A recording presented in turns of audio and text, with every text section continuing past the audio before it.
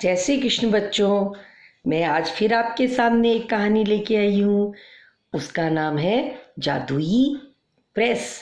और जादू की कहानियाँ तो बच्चों को बहुत पसंद आती है। आई होप आपको ये भी बहुत पसंद आएगी।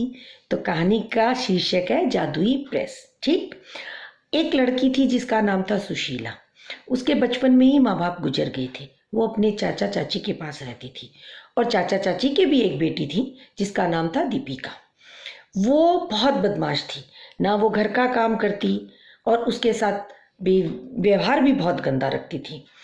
उससे काम करवाती, उसकी चाची भी उससे घर का सारा काम करवाती और अपनी बेटी से कुछ ना करवाती।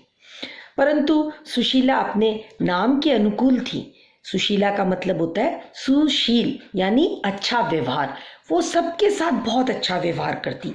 सारे गांव वाले भी उससे बहुत खुश होते। वो अपने घर में सारे काम करती, परंतु वो प्रेस बहुत अच्छा करती थी। तो उसकी चाची के कपड़े, चाचा के कपड़े, बहन के कपड़े, सबके कपड़े वो प्रेस करती थी। पर अपने घर में व्यवहार के हिसाब से सबसे बहुत खुश रहती। पर उसकी चाची उसको हर वक्त ताने मारती कि तू मेरे पे बोझ है, कब इस घर से जाएगी। वो बेचारी बहुत दुखी होती। धीरे धीरे वो बड़ी हो गई। उसकी चाची ने अपने पति से कहा, आप इन दोनों के लिए लड़के ढूंढो और शादी कर दो। इस लड़की से तो मेरी जान छुड़ा दो। चाचा को कहती है, पर आप दो लड़के ढूंढोगे ना, एक ढूंढना अमीर घर का और एक एकदम गरीब घर का। तो मेरी बेटी का रिश्ता तो अमीर घर में करना, पैसे वालों से, और इसको गरीब घर के लड़के से शादी कर दो तो इसकी जान छूटे। ये खुश नहीं रहनी चाहिए। वो चाचा बेचारा चाची की बात मानता है और दो लड़के ढूंढ के और दोनों बेटियों की शादी कर देता है। जो अमीर घर में जाती है वो तो अपना खुश रहती है। इसके घर में जब देखती है कि इसका पति मजदूरी करता है, तो जिस दिन मजदूरी नहीं होती उस दिन उसको खाने को नहीं मिलता और उसके घर में रोटी भी नहीं बनती। तो एक दिन उसने अपने पति से कहा कि अगर आप मुझे कहो तो मैं भी कुछ काम कर लूँ। पति बोला, तुम क्या काम कर सकती हो? बोले, मैं प्रेस बहुत अच्छी करती हूँ, तो आप कहो तो मैं प्रेस कर लूँ। तो बोले, हम प्रेस कैसे खरीदेंगे? तो बोले, मेरे पास ये कान के सोने के हैं, आप इनको बेच के एक प्रेस ले आओ। उसका पति एक प्रेस ला के दे देता है। वो अपने घर में बाहर एक प्रेस का बोर्ड लगा देती है कि यहाँ प्रेस होती है और गाँव के सभी लोगों के कपड़े प्रेस करने लगती है। गाँव के बड़े बड़े लोग उससे प्रेस करवाते हैं। धीरे धीरे उसके घर में पैसा आने लगता है। वो अब खुश होती है, वो कभी रोटी के बिना नहीं रहती। एक दिन एक बुढ़िया माई, उसको कहीं जाना होता है और रास्ते में बहुत तेज बारिश हो जाती है। वो भीग जाती है और इतना भीग जाती है कि अब वो दो कदम चल नहीं पाती। इतने में उस बुढ़िया माई को दिखाई देता है प्रेस वाली। तो वो कहती है, चलो मैं देखती हूँ, अगर यहाँ कोई मेरे कपड़े प्रेस करके सुखा दे तो फिर मैं बीमार भी नहीं पड़ूंगी और मेरे काम भी हो जाएगा और मुझे आगे बहुत दूर जाना है। वो उस सुशीला के घर आती है।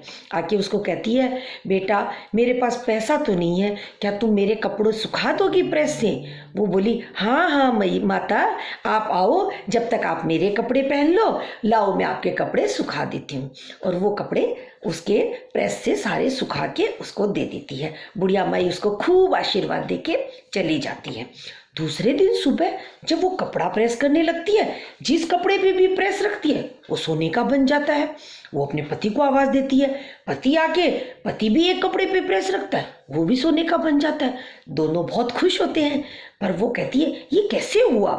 तब उसके पति को ध्यान आता है कि कल रात को जो बुढ़िया माई आई थी ना, उसी ने तुम्हें आशीर्वाद दिया है और तुम्हारे उन्हीं के फल से ये प्रेस जादू की हो गई है। इससे सोना ही सोना हो रहा है।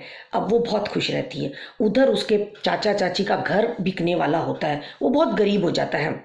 वो अपनी बेटी के पास जाता है जो अमीर होती है। उसको कहता है, तुम मेरी मदद कर दो, पर उसकी बेटी मना कर देती है। और जब सुशीला को पता चलता है, वो दौड़ी दौड़ी पैसा लेके अपने चाचा का मकान बचाने के लिए जाती है। तब वो चाची कहती है, अरे बेटा, मैंने जिंदगी भर तेरे साथ बुरा किया, तुझे कभी अपनी बेटी नहीं समझा, और आज मेरी सगी बेटी जिसको मैंने इतना प्यार दिया, उसने मेरी मदद नहीं की और तुम मेरी मदद कर रही हो। तो वो कहती है, नहीं चाची, मैंने हमेशा आपको अपनी माँ समझा है। और इस तरह उसकी चाची उससे माफ़ी मांगती है, उसको बहुत आशीर्वाद देती है और अब वो बहुत खुश रहती है। तो बच्चों, क्या सीख मिली कि हमें भला करना चाहिए। भला करने वाले को ऊपर वाला यानी भगवान भी फल देता है। जय श्री कृष्ण।